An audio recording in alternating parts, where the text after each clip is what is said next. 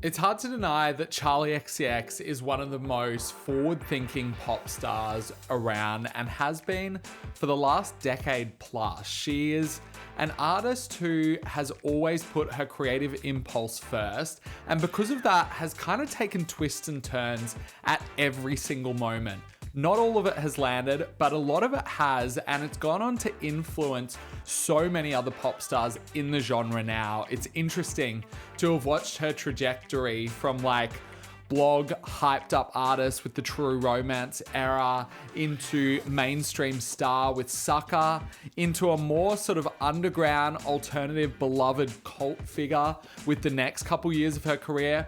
And then see her come out of that and find her mainstream moment again with her most uncompromising project yet, Brat. I have been a fan of Charli since the start, and I have watched it all, and it has been such an intriguing journey to track. And because of that, I thought it would be interesting to finally rank Charli's top 10 songs on the podcast. She's got so many, and it's an incredibly difficult task, but with a new era right around the corner, and a new song, Rock Music, just out, I thought that now was the time to do it. They're going through her work. It's obvious how many different influences she's brought into what she does, how many different kind of sounds that she's experimented in, and how often she's been doing things that are really honestly just ahead of the curve of what everybody else is doing at the time. But in also being like kind of, I see her as being thought-provoking, sometimes in a really sort of like provocative way, but that is never at the expense of good songs. And it's pretty clear through this exercise how many good songs Charli XCX has, particularly if you've been a fan since the very beginning. I have always had in my mind what my favorite Charli XCX songs are, but there are a few that made it into this list that really surprised me. And to help me put this list together, or rather to put his list together to compare to mine, I brought Jono on board for this episode, which you are about to hear. Before we do that though, don't forget to like or subscribe to the podcast. We're growing this pop audience and I would love to have as many of you here as possible. It also helps if you give it 5 stars if you're really enjoying what you're listening to. And also you can follow the Pop Pod on Instagram. I'll pop up clips there, and that's the best way to kind of have a conversation about what you think the best Charli XCX songs are, or what we didn't include, or what we did include that we shouldn't have. Any of it, you can bring it up. But for now, let's get into this episode ranking the top 10 Charli XCX songs. So now we're making one. Joining me to rank Charli XCX's 10 best songs, I have Jono with me. We've done a couple of these ranks now. How was this compared to the Harry and the Britney ones? Well, hopefully we don't argue as much as the Harry one, but maybe we will. Let's see. Also, I'm really excited to see yours because I feel like I know what a couple will be, but I have no idea what like 5 to 10 will be. So I'm excited. Yeah, I think with Harry and Britney, well, maybe not with Harry because we were so undecided, but the Britney one, it was obvious. Like, she has these big songs that you just kind of can't not include. And bar like maybe 2 or 3, I felt like the rest was just like open slather, like do what you want to do. Yeah, fair. Also, you were a day dot for Charli, whereas I was much more a late joiner. So I wonder whether that will impact some of the ranking as well. I do think mine skews slightly later, Charli, but I definitely have some early cuts in there. I'm not picking anything off like her mixtape she made when she was 15. Well, I know that Boom Clap's going to be number 1. Before we start, I'm assuming Rock Music hasn't made your top 10. It hasn't made my top 10. Too early to tell, but what was your like initial reaction to it? I mean, mine was really positive. I feel like I really enjoyed it. It seemed like on the nose and like a bit sarcastic, which is like a classic Charli. It also, she's so good at world building, which I'm sure we'll get into. And I'm ready for this new world. Like, I don't know. There's so much to be honest, there's so much discourse around it. I think we mentioned this in the previous episode. It's quite annoying because obviously she is oversaturated at the moment. But I think Charli fans seem to mostly like it because it just seems like classic her, like doing something differently. And fun, and you know, she's just so smart. And I think people kind of get annoyed with that. They're just like annoyed that she's smart and plays with pop music because that's the whole point of pop. Yeah, I think there's like a couple things at play, which is like, one, she's obviously no longer has the Swifties on side. So she's already got that like negative thing coming at her. And then I do think the song has this kind of like straight up simplicity to it, which is somewhat jarring for some people, I think. Yeah, there's a simplicity to it that is like kind of surface level, but then if you dig a little bit deeper, there's like so much to these very simplistic statements, like in terms of how she talks about her neck damage and like that relationship with pleasure and pain, and then like obviously the kind of like brattiness and really in your faceness of being like, I'm making rock music but not really making rock music, but also like commenting on like the trends that are going on and the certain like tropes that are associated with rock. And I get that, like, I really don't like when people are like, oh, you just don't get it kind of thing. Because I'm like, if you're operating in pop music, you kind of have to get it on the most simplistic level. And if you don't, then you haven't really done your job. But for me, she does her job on this and really pulls it off. Like, it manages to be very provocative and very purposely poke the bear without like losing the substance that she usually has with it. So it's much better than I maybe could have even hoped for. Yeah, it's not like a knockout single in and of itself, but it makes me really excited for what's to come. Also, what is she doing with the B-sides? Do you think she's going to release a B-side every single she releases? There seems to be something like a little like unattainable about what she's doing with it. So I wonder whether she's just going to release like the B-sides on vinyl and that's the only way you're going to be able to get them, or I'm not sure. But I mean, all of these, like having all these questions, I think is really fun because this is what like drives a pop era, is that kind of like, what are they doing? Like, I'm not quite sure about this, like feeling a little unsettled. And I definitely felt that way before Brat. And I'm like, thank God, because so many of these rollouts like recently have just kind of been like, I know exactly like what's going on here. And like, we'll get an album at the end of it. People will be excited for a week and then it's over. This feels like, I don't know, something's a brew and I like it. A brew? Exactly. A brew. Something's a brew. A foot. But that's the thing. That's what I mean by like smart. She just like really experiments with rollouts and world building and stuff, which is fun. Because I don't know of anyone who's just released a B-side at the same time basically as the lead single and then said, rip this all you want, I'm never releasing it except for vinyl. Like, it just seems so innovative. And whether it works or not, at least like you say, it's just fun to see how it goes, and like it's like just like motivating.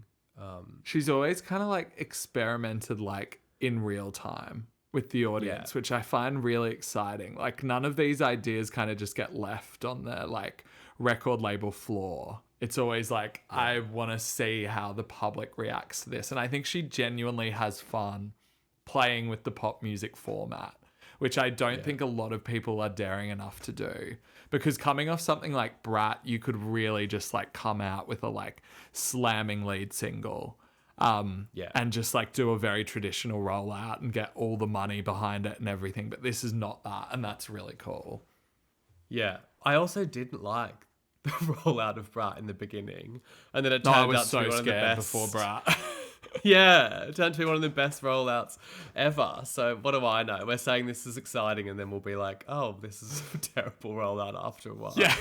We'll have to see. I remember when she did B2B Club Classics and I was like, oh God, like this is not going well.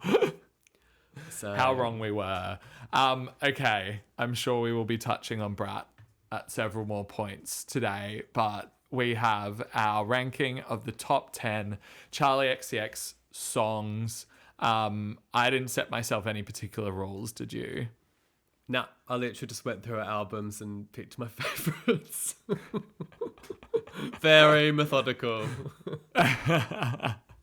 Perfect. Should we do scissors, paper, rock to see who goes first? Yeah, sure. Let's see if that works. To listen. Ready? Okay, ready? We currently have our hands up for the audience. Scissors, paper, rock. Fuck's sake. We've both done papers. Scissors, paper, rock. Yeah, got you. You Paper won. again. Do you want to go first or second? I'll go first. Okay. That's go for probably the dumbest thing we've ever done on the podcast. Scissors, papers, rock. Okay, I'm going to move them quite quickly because we've got lots to get through. I've also got a game for you afterwards. Oh, shit. Okay. Yeah. Well, my number 10 is Unlock It off Pop 2. You're smiling. I don't know whether that's shot. No. You've also got Keep it. going. I just think it's one of the best melodies and hooks of her songs, and I played it for one of my friends when we were like going through Charli songs, and they were like, that was one of my least favorites, and I was really shocked because I just feel like I always want to sing along to it and like bop and groove. It's very much like kind of classic pop, but really goes into like, you know, she's like such a big collaborator and always kind of has been really, and it's just like a really fun collaboration, and I love it. Unlock It. What? I love it. I love it. I didn't think of that.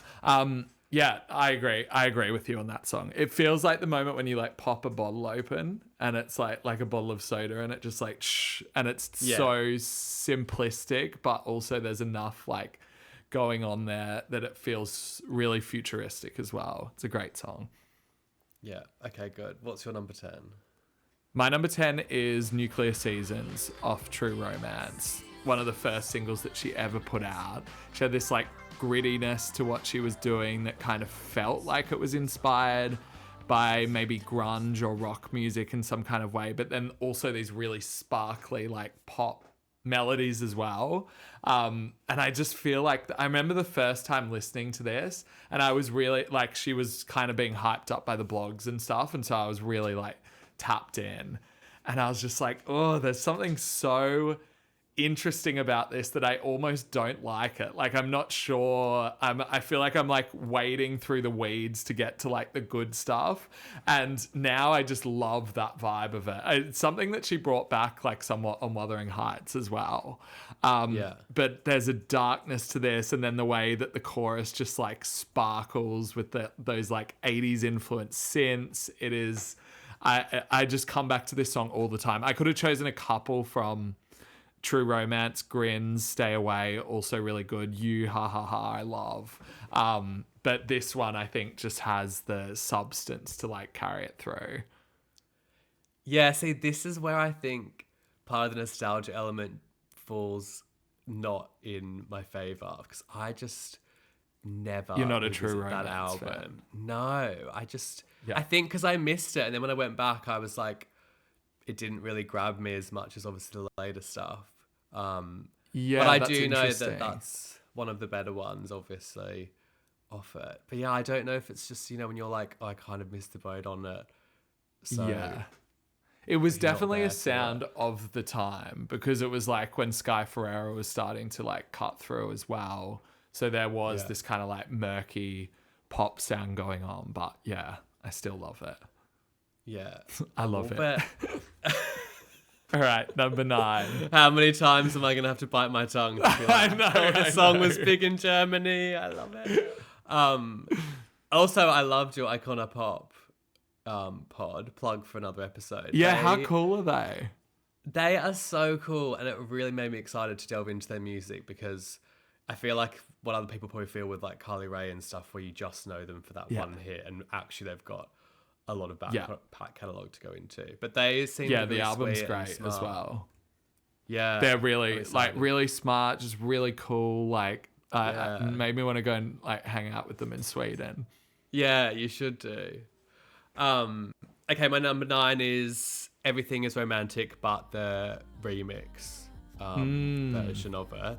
I actually really do love the original, but the verses that Caroline brings, maybe as well because it's just like Free Bleeding in Autumn Rain, baby. The fucking foxes kept me awake at night or up at night, whatever it is, and just like riding on a lime. It feels the mental imagery is so London, and I think it really keeps as well to the original, which like I really like the original song and the imagery of that as well. And it's just like the difference between like Italy versus like London and like the beauty of like the mountains versus like the city. And also Caroline's like hauntingly beautiful like vocals. Obviously always she has those. I just love them together. I love their friendship and how they live together, and it just kind of felt like a real like love passion from that. So that's my number 9. Yeah, that's a good pick. I love that it's called Everything is Romantic, and through the 2 versions they kind of like prove that if you're in a good space, like anything in your setting can be like beautiful if you look at it that way. Like, because the imagery between the Italy version and the London version so starkly different, but like each conjure a similar feeling. I feel like it's really clever to have the 2 versions. And it's like observational lyrics can seem really simple, but the way it's done is, I think, just really beautifully done and well done, well executed. Yeah, I agree. That's a good pick. Okay, my number 9 is Sorry If I Hurt You off the Crash Deluxe. I went back and forth on how to treat Crash with this list because like it's not my favorite project by her. As like time has gone on, it's one of the ones that I least go back to. But there is something that was really interesting that she was playing with in terms of like the 80s sound of it all, and it like came across quite well on a song like Baby and also Lightning as well. But I don't think she really got to the emotional core of it until Sorry If I Hurt You. I think it's just got such an emotional lift to it in a really like straightforward way that she often doesn't give us. Like in other songs that are really emotional by Charli, track 10, for example, like So I off Brat, there's something that's like a little bit complex in the way that she's doing it. It's like we're taking detours to get here. But on this one, it's just like the synths are just straight up like emotion. Her vocal is straight up emotion. And you just get to the point straight away. And it's a really different kind of Charli song. But it's one that I go back to so often. I like love it. I wouldn't be surprised if it's like in my top 3 most played Charli songs ever. I actually think I could even tell you that stat. It's my 2nd most played Charli XCX song ever. Oh my God. So maybe it should be higher, but I just think it's so, so good. And I can't believe it's on a deluxe. I also love can't believe it's on deluxe the name either. Sorry If I Hurt You. Same.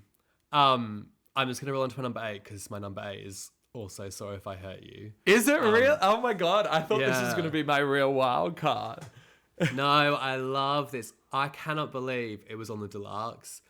And I think I remember her saying that it was potentially the title of the album. Yeah, it was. And how she talks about it's like, you know, sorry if I do hurt you, sorry if I did hurt you. Like, you know, I don't know. You can kind of read into it however you want.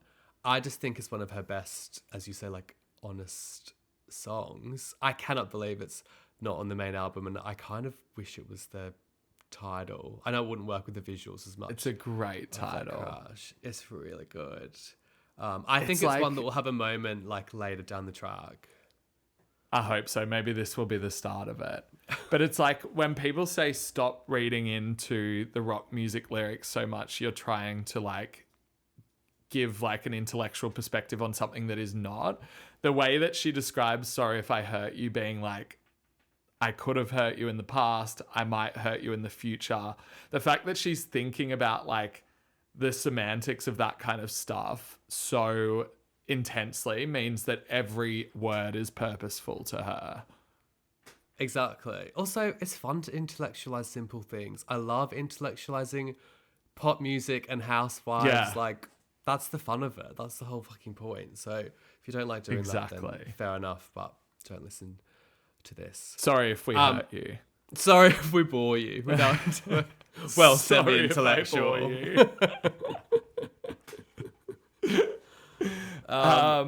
Okay, back is it to me you. next? Yeah. My number 8 is off How I'm Feeling Now. It's Detonate. Similar, like, emotional impact to Sorry If I Hurt You, but that synth or the whatever it is at the start that just like twinkles just gets me every single time. And writing a song that feels so pretty, but that's also about literally being at like breaking point in many different ways, like feeling like you're going to burst with love or feeling like you're going to burst with anger, like literally detonate a bomb, I think is such an interesting way to play with things. And just another example like of how good her wordplay is and how good her lyrics are alongside, I'm pretty sure it's A.G. Cook who's produces this one, yeah. But it's just like, it's such a pretty sounding song. I can never get over it. Yeah. Sam, we're doing the same fucking bullshit because my next one is Detonate. You're kidding me. Except mine is slightly higher than yours. That's my 7. That's kind of crazy because those are both two really left of center choices, I would say. And I think 2 of her most underrated songs. And I kind of for sure. Well, not here.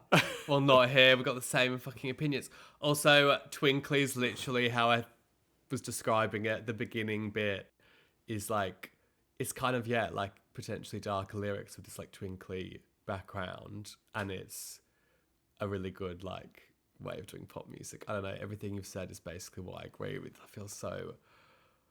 I feel like B-sides just echoing what you've said. It's like there's a weightlessness to that and Unlock It, actually, that just feels like there's literally no bass to it. It's just like up in the sky. And I really love when she does that kind of vibe. A song that didn't make my list but was very close that kind of does this. 2 songs, actually. Focus does it and Official does it as well off Self-Titled, and they're both favorites of mine too. Okay, let's see if we can shake it up a little bit then. Well, it's back to you next again. In my number 7 is 360 off Brat. I went back between 365 and 360, but for me 360 just like, I know that on Crash she was trying to prove that she could kind of be a perfect pop star and like do that whole pop thing, but no other song is more perfect pop than 360. It literally is like commercial music, and I mean that like as a compliment. It is the stickiest thing, like that H&M beat. music. It's H&M music. You could literally put that beat on repeat for like 3 hours and I would just have different artists come through and just like sing over it. It is so sticky and so addictive. And also the lyrics, like I think she takes a kind of rap approach to it of being sort of braggadocious, and her doing that on an album that was so left of center and that she didn't expect to get any commercial appeal, and then it blowing up to this thing to which 360 kind of becomes like her glow up sort of like walkout WrestleMania anthem sort of thing, is so cool that it like has that narrative attached to it. It's such a slick song. I love it. Love it. I love it. I love it. I love it. Okay, fair. Also, I think we disagree on Crash because I still love Crash and go back to it quite often as a general album. Okay. Like you said about like Baby and Lightning, and a couple of other songs. Baby There's nearly great made my top 10, songs on it. actually. I just don't know if it like, I don't know. It doesn't like pull together as a project as well as her others. I feel like it does because it kind of feels like her version of Ashley O, you know, in Black Mirror. Like, yeah, that's true. With like, that's it was her true. being like explicitly like, I'm going to be a sellout pure pop star.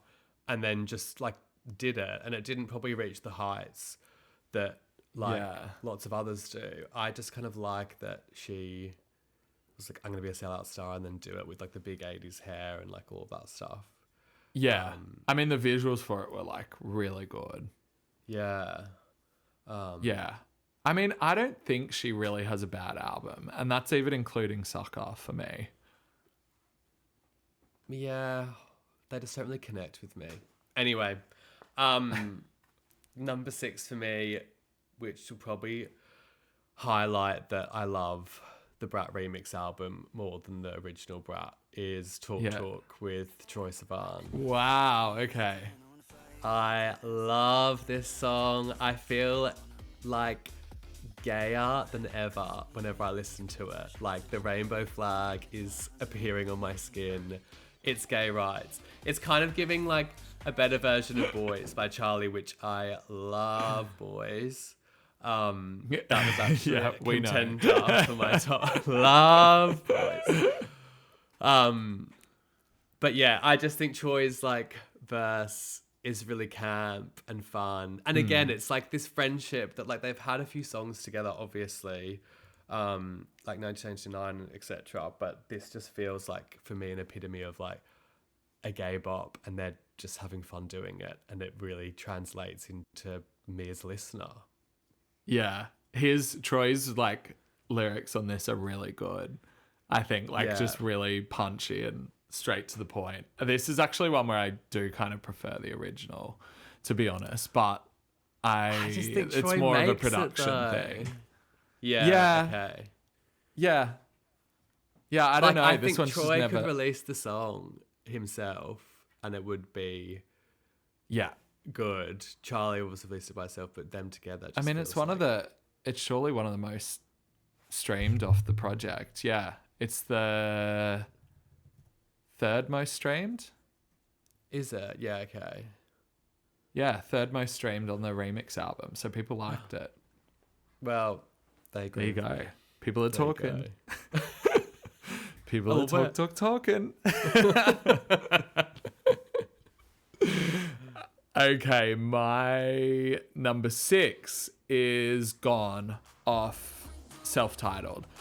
I remember people really loving this song when it came out, and I just feel like the attention away from it being one of the better Charli songs has gone. I didn't mean for that to be a pun, but it's gone. Oh my god, between our terrible puns and the Scissor Paper Rock, this is turning out to be one of the finest episodes ever recorded.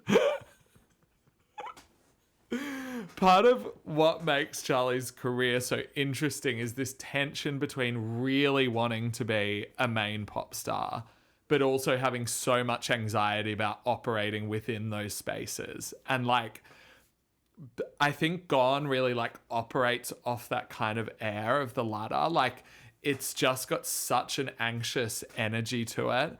And I think the way that Caroline brings like that, her lyrics are almost nonsensical, but they just like sound correct for the sort of feeling. Like, why do we keep when the water runs? Like, wait, Caroline, you mean Christine, right? Sorry, I mean Christine. Yeah. I mean Chris. Christine. Why do we keep when the water runs? You're just like, I Yeah. don't know. But like, you can feel like the water building and feeling tense throughout it. Just like it feels chained up. And then at the end when the beat drops and it feels like they just kind of like free themselves from that sort of feeling. I think it's a really important song for Charli's development and in her discography in general. And I think it needs to be in the conversation of her best songs all the time, because to me this is just one of the best written songs in her collection. Yeah, okay. I totally get that. It hasn't made mine mostly because I just don't go and revisit it. But I do agree it is one of her best songs. And at the time we were obsessed with it. It was like one of the original vocal stems were like, I have to go. I know, so it's sorry. kind of ruined it for me. We were like staying in a house all together at Primavera and Charli was playing, and for some reason it just became like the thing that everybody was saying the entire weekend. I have to go. I'm so sorry. Someone would be like, I need to go to the bathroom, and everyone was like, I have to go. Shout out Adam, who single-handedly tried to ruin that song for everybody. Yeah, but it stayed for yours. Number Okay, great. 5 for you? Top 5? Number 5. How are you 5. feeling so far? Halfway point. I think we're pretty I aligned. feel good. Yeah. And my top 5 were pretty easy for me. Number 5 is a song we screamed at your wedding the night before you got married, and we got in trouble because we were swearing really loud. It's Yuck off Crash. Is that true? Yes. Do you remember? We screamed Yuck, and then obviously because then we both screamed the bit where she goes says fuck, and we got in trouble because we were skipping around. It was that and Maybe You're the Problem we were screaming around to as well. What a collection of songs. Yeah. Okay. I can't believe this made your top 5, but I'm very interested in it. I will go to the grave defending this song. I just am obsessed with it. It's so fucking fun. It's obviously cheesy, but obviously the point is to be cheesy, and it makes me so happy. It's my favorite off Crash. Sorry If I Hurt You's number 2, and Yuck is my number 1. And I just you've think given it's away her now best. that Good Ones isn't in the top 4. It's her best pure pop song, where she's just this is a pop star song. It's really good. I don't think it's necessarily quintessential Charli, but it's quintessential her writing, and it's just so sticky, the chorus. It's so gives me electricity in my veins when it comes on. So I'm a defender of Yuck, and I always will be. Maybe it'll be your number 1, let's see. I do like Yuck. I think it's one of the most, if not the most successful at doing the straight up pop song thing. I'm really pulling it off. The melody in this is really, really good. She really should have gone with this as the single over You Used to Know Me, Now You Don't. I think so which too. Might be one of her worst songs. Okay, but happy to see it here in the top 5. My number 5 is Sympathy Is a Knife off Brat. For very similar reasons as Gone, actually. It's just such smart and honest songwriting, and there's so much nuance to the situation, but she wraps it in this really tight, really angsty pop song that really just goes off. The chorus reminds me of Since You've Been Gone, Kelly Clarkson or something like that, because it's just got such a power to it.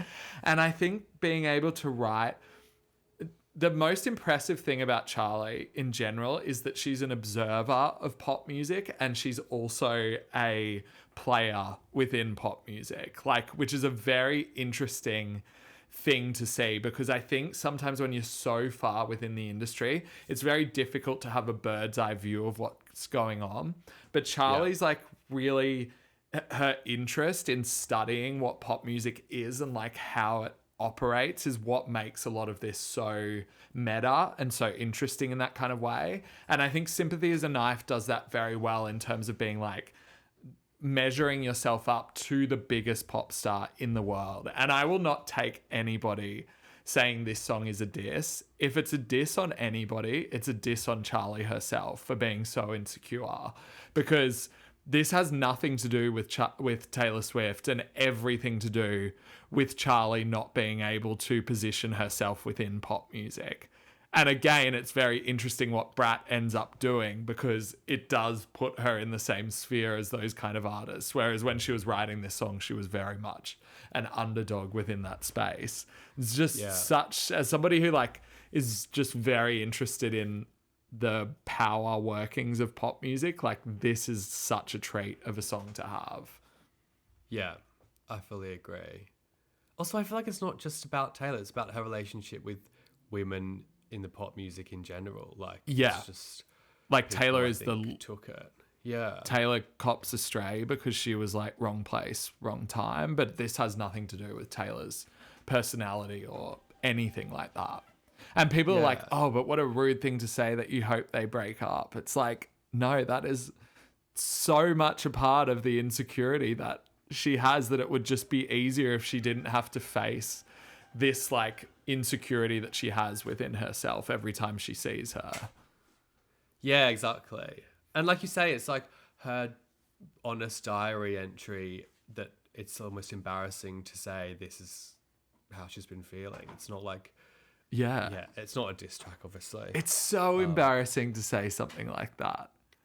Yeah. It's like me coming on here and just being like, oh, X, like this creator or like music journalist, whatever, just makes me feel so shit about myself. Like, I couldn't do that. Like, that's crazy. You can tell me if I make you feel really insecure. You make me very insecure, I will say.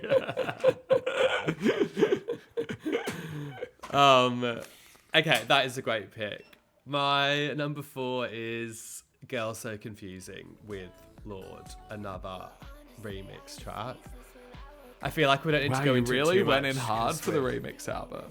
It's just one of my favorites, and also it's really good.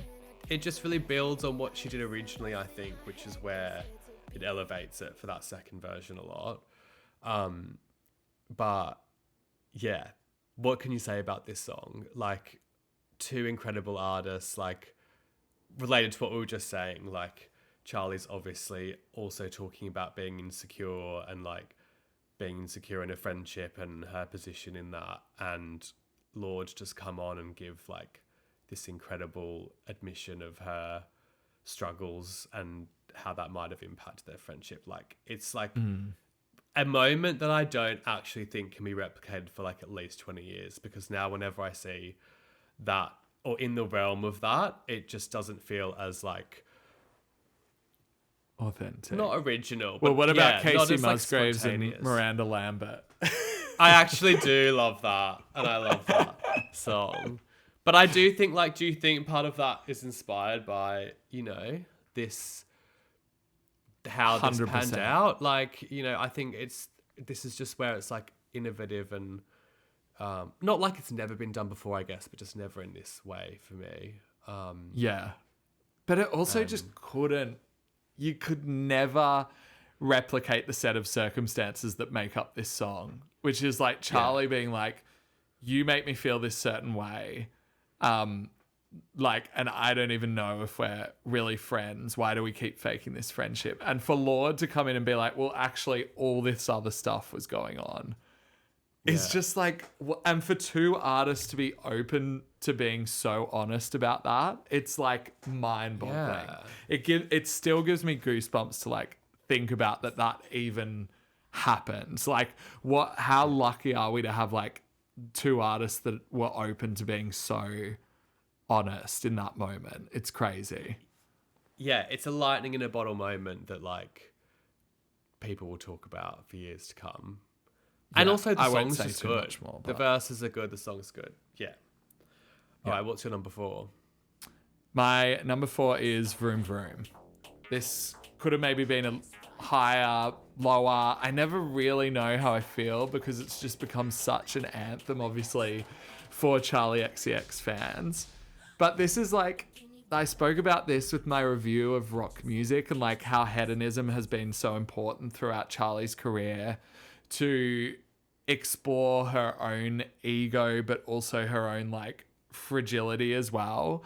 And I feel like Vroom Vroom just brings that together so well. It's like dreaming, like fantasizing of living this like high flying lifestyle and just like turning the pop music dial to 11, like seeing how much you can sweeten it without it being like too much to handle. And it just plays it so perfectly. And then just to like just to have that chorus, like, all my life I've been searching for a good time, or oh god, now I can't remember if I don't hear the song, but looking for a good time.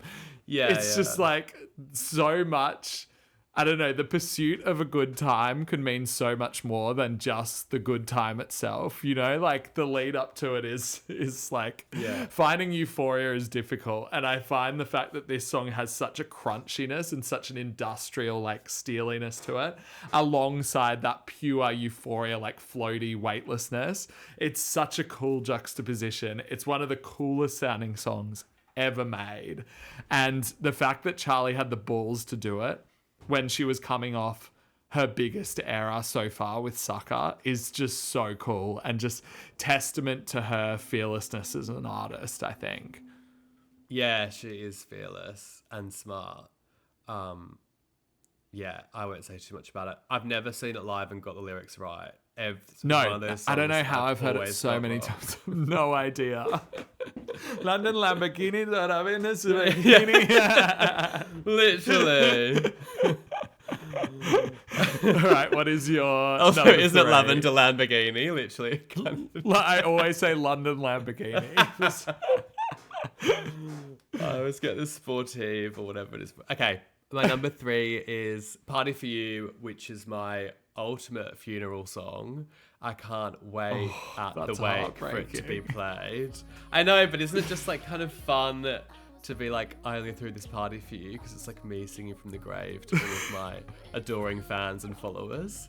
I kind of am really annoying about this song, which I do recognize, because it obviously was more of a fan favorite and then now has like blown up and had its moment, and I'm really happy for it, but it? I kind of also have this stupid selfish like protection thing where I'm like, oh, it felt like special to me, but that's just immaturity I need to get over, because it deserves the spotlight, and it's quite haunting. Like, it really feels like a Robin-esque song to me, which maybe is why I like it so much. It's really quite like sad but also inspiring, and the build in it is really good with like, I don't know, the drums and stuff, and like, or whatever the production is, I don't even know, but it's just like gets me in the feels, and it also makes me energetic. It does things to me. Party For You at my funeral. I'm not gonna say anything about it other than I will not have it at your funeral. That's too much. You will. Maybe if I go young, you can try and get Charli to come to a live rendition of it. If you go young, no. Yeah. Only if you die on what's the date she mentions? Birthday in August, but you were born 19th of June. If you die on the 19th of June, I'll let it happen. Okay, fine. Well, this is on record now, so what is your number 3? My number 3 is Girl So Confusing with Lorde, the original.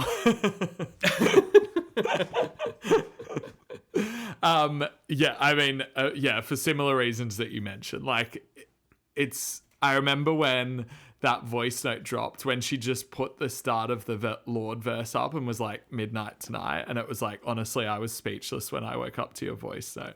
Yeah. And I was like, oh my God. Like, it's the kind of thing that as a pop fan, you dream of happening, but it never happens. And the fact that they did it, like, I think there's a real rap kind of, like, ideology that comes into play here in terms of like working it out on the track or working it out through music, which very rarely comes into play within pop, which is super interesting that they did it. But yeah, that Lorde verse, like, if I die and that is not in my top 3 like greatest pop verses ever, I'll be very surprised, because it is just such exceptional writing that just keeps going and going and going.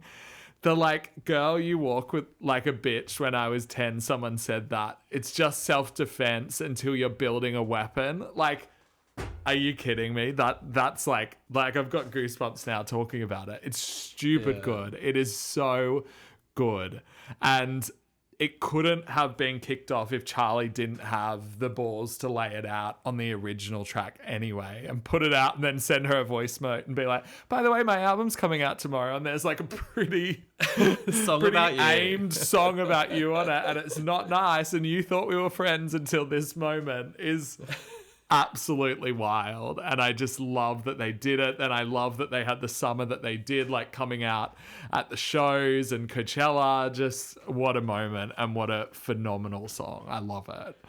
I love it. Although I love it. You know, the Walk Like a Bitch when you were 10, I've ruined it for myself because we were drunk one night and just stupidly were saying it in a Kiwi accent. And now every time I hear it, I'm like, you walk like a beach. When I was 10, someone said that. You walk like a bitch. It's like the worst, butchering the Kiwi accent. And we were just, anyway. But we agree. It Great is song. incredible. We agree.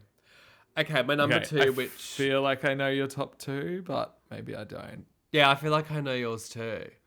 My number two is track 10. Yeah. Which I don't know if you were guessing yet. You and Nick were obsessed with this song when it came out, and I was like behind the curve, and that's Pop 2 is kind of when I started to get invested in Charli, really. But I wasn't like fully invested at the time it was released. And as time has gone on, it has just really become, I think, one of the best experimental pop songs I've ever heard, I think. It just really is exciting and incredibly risky to put out. It just kind of doesn't make a lot of sense. And in the beginning, it didn't really hook me in immediately. I even love the Blame It In Your Love Lizzo remix. I know a lot of people that was gonna be my joke. I was gonna say number one. Blame It On Your Love.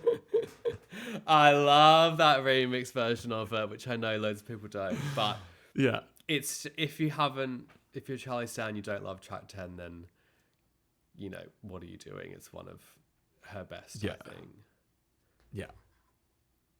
I can't say anything.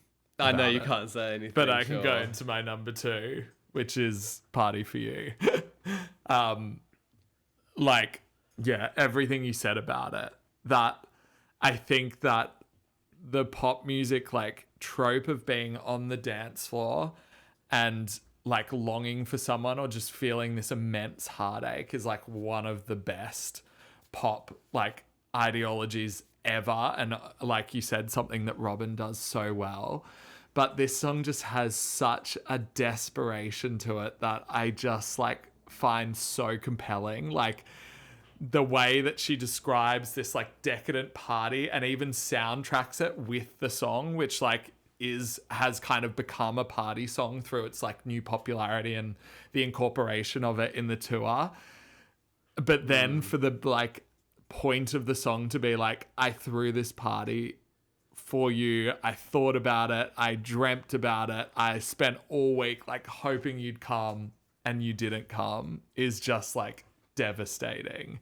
And the way that like the song at the end just becomes like this plea of her just like basically like almost just screaming over like her thoughts are racing, like it gets faster and faster, and then the song kind of starts to burn. It's so good. Like this could be my number one on like the right day, but for today it's in number two. But I can't speak more highly about Party For You. I agree. I feel like my top four could all swap on a good day. Me too. But yeah, my number one song is Vroom Vroom, which obviously is up there for you. I just think it's one of the best live songs. Such a boring top 10 from both of us. So boring, literally. We've got to skip quickly to the game. It's incredible. It's electric. It's such the energy in the room when she plays this. And it really feels like a love letter to Sophie when she performs it now, which I think makes it even more special. Like, I've heard this countless times and I've never got sick of hearing it live. If it comes on at a party, it's amazing. There's so many funny memes of like people singing karaoke to this with their parents in the background being like, what the hell is this? Like, it is kind of one of those things where, you know, the whole context of the song really makes it even more special. And that will like never be taken away. It's kind of like If You Know You Know, which sounds like cringe, but it just is. I could cry like listening to it at the same time as like dancing. You're totally right about like how it's become such a tribute to Sophie as well. Like that is a really beautiful part of it now. Yeah. And I love that it annoys people too. Like music that moves the needle should annoy and confuse people. And that's like fantastic. Yeah. And we should like embrace reading the comments of people like even on rock music who are like, this is crap, I don't get it. Like, thank God. It's better than everyone being like, this is good. Yeah, which is like us for most of these songs. Yeah. Agreeing, being like, this is pretty good. Okay, what's your number one? My number one is track 10. Always has been, always will be. Like, I just think that I think it actually does have quite a similar vibe to Party For You. Just a different subject matter. But the way that her like racing thoughts kind of catch up to the song, particularly at the beginning, is really cool. And it feels like she builds the song just to tear it down. Like the Brat flag burning, you can almost feel that happening at the end of this song. Like before we even knew she had that like whole thing that was going to go on during the Brat tour. This song has always felt like it was just like disintegrating towards the end. There's something like totally post-apocalyptic about it. It feels like music is just being like bashed apart, and it's all in pursuit of like portraying this vision that she's just like cannot accept love. Like she is like, I don't know, there's something about Charli and all her music where being in love seems to hold up a mirror to herself that she doesn't quite like, and she always feels like she has to like smash it to pieces. And I find that very intriguing, and it's something she explains so well on track 10. It's just like, yeah, nobody could make this song. No one's come close to making a song that's like this. It's so individual to her, and such a testament to like this sound that she's built for herself. Like exceptional. 10 out of 10. I even feel like it would be hard. Oh my God, here we go with the puns again. I don't even think she would be able to necessarily do it again herself in the same way, because it was just... We'll blame it on your love, Feet Lizzo. Well, one of my favourites up there. Are there any that just missed out? Like just name check a couple. Yeah, Visions is one of her best live songs as well. I love hearing that live. That nearly made it in. Next Level Charli, I love. Wall of Sound. I tell you what song I love, which loads of people will be like, what the fuck? Red Balloon, the bonus off Sucker. I remember you love that. I love Red Balloon. I think like Nick Rooftop Kelly Down loves that song as well. Taste. What did you miss out on? My ones that just missed out, Constant Repeat off Crash, just missed out. Silver Cross, Focus, No Angel. Chains of Love, just missed out as well. And yeah, I think that's about it. I also contemplated putting 3am Pull Up on because I really love that one, but I don't think it's as innovative as the rest. So yeah. Same as like Dreamer. I love Dreamer. Love Dreamer. So good. I mean, honestly, she's like, it's pretty clear she's one of my favorites. So yeah, it makes sense that we have more than 10 songs from her that we like quite a lot. I know. Exactly. But I think we got it the right. top five I think given that we yeah. really synthesized on the right moments means we're on to something. I agree. Although Justice for Yuck, that's not in your just missed out. Do you want to play a game? Yeah, let's do it. Okay. The game is Girl So Confusing game, where I'm going to give you a quote and you're going to tell me if Lord or Charli said these quotes from an interview or TV show. Yeah. And we'll score you. I think there's like 15, so we'll rush through them quickly. And you can get a score out of 15. Okay, first quote is, I was never the cool kid in school and loads of people told me that I was weird, that I dressed uncool and did uncool things, that I was too nice, too happy. This has got to be... Charli. No, but Lord walks like a bitch, so she couldn't be too nice. I think this is Charlie. Lock it in. Lock it Yeah. in, Eddie. Yeah, Yeah, it is okay. Charlie. Okay, great.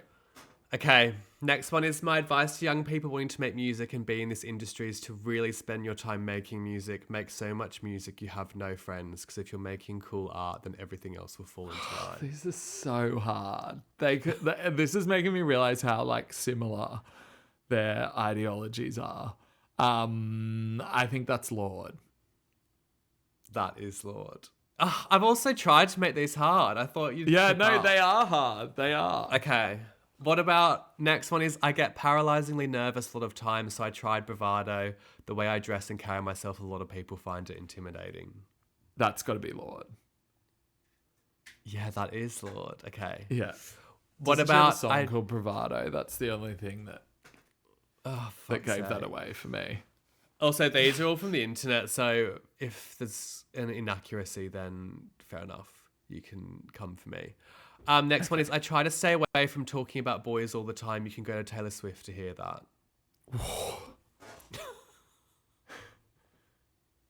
Lord. It is Lord. Yeah, I think I remember that was controversial. Yeah. A lot of these are really like from 15 years ago, by the way. Yeah. What about this one? My name is Ella. That's who I am at school, hanging out with friends while I'm doing homework. But when I'm up on stage, Lord is a character. Is that Lord or Charlie? That's got to be Charlie. No, Lord, unless you're really tricking me and it's from the interview and she's pretending to be. No, that is Lord. Made it really difficult. Most of my youth I spent being obsessed with Baby Spice. She was my favourite for a really long time. Now that I'm older, I actually really like Posh Spice. 90s Victoria Beckham is perfection, I think. Lord or Charlie? Charlie? Yes, that is Charlie. I think you've got all the right I'm doing so well so far. at this. Yeah, I have. Okay, what about this one? This might... next one. Royals came from me just looking at how I'm from New Zealand, from like a small town. That's Charlie in the interview where she's pretending to be Lord. Yes, it is. That's Charlotte. Okay. What about this one? I always see colours when I listen to music. It's difficult to explain, but when I hear the music, I think about gold, blood rushing. I like to keep it really warm and glittery. That's Lord. No, that's Charlie. Oh, Finally. no, they're both... Oh. Because I know Finally that Lord got has you. that, what do they call it? Synesthesia. I Synesthesia, didn't yeah. know Charlie did too. Okay, next. I think I'm a girl's girl in the sense I support women a lot. And I'm definitely all for girl power, but I think I'm quite a tomboy at heart, even though I love my fashion and dressing up. I think my essence is very boyish. This is really hard. Lord. No, it's Charlie. Getting Finally. One thing I don't understand is how people want you to replicate your past successes. Being an artist should be about freedom and not just becoming one thing, because I think that's terrible and boring. That's got to be Charlie. That is Charlie. Yeah. Okay, 5 more. I love top 40 pop, don't get me wrong. I just don't think there's anyone in top 40 pop that's real. I feel like that's got to be Lord. Like, Lord seems to say the more provocative things. That is Lord. And then She really said some shit, didn't she? Literally. Compared to that, Charlie said, I want my music, whether it's sung by other people or myself, to affect the way top 40 radio sounds. I want it heavily influenced by things from my brain. What Yeah, I about like this one? that.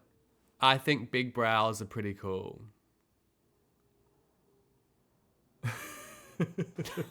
Charlie. Fuck's sake, yeah, it is Charlie. Yes. Okay, what about... Also, you know, I've spent so much time on the order trying to trip you up, and you literally just seem right through it. What about... I'd love to work with Cher Lloyd. That would be my dream person to work with. That's a joke. None of them said that. No, one of them did. Charlie. Yeah, it was Charlie. I think in like Really? 2012 or something. Yeah. Well, supposedly. Allegedly. And the last one is, I wrote a song for Iconopop, which boosted my confidence quite a lot. Is that Charlie or Lord? Neither. Charlie. That is Charlie. I think you got like bloody 90%. Yeah, I only got a couple wrong. Yeah, that's not bad. I can't believe that. God, if only these were the kind of quizzes I had to do at university. I'd be a doctor. Quite wild quotes from some of them though, and they are wild. And what's surprising is Lords are the more wild of the two. Yeah, because I would think of Charlie as being the more like provocative one, but I know Lord likes to give it a go too. She would never survive that Taylor Swift quote today. Oh my God. No, but also I think that was just before they I think they actually became friendly after that because they did. Explained it to her and stuff. Yeah, crazy. Also, Law was probably fun. 15 when she was saying this stuff, so it's not very fair to hold her to these older quotes. But just a bit of no, we should definitely hold her to that. Your past follows you everywhere. That was really fun. I was going to say I can make a playlist. I will make a playlist of the songs that were mentioned in this podcast of the best Charli XCX songs. You can also let us know what your submissions would be for the best Charli songs in the comments, wherever you're listening to this, whether that be Spotify or YouTube. And we will be back next week. But thank you, Jono, for joining us. And thanks, everyone, for listening. Thanks. Bye. Boom, boom. But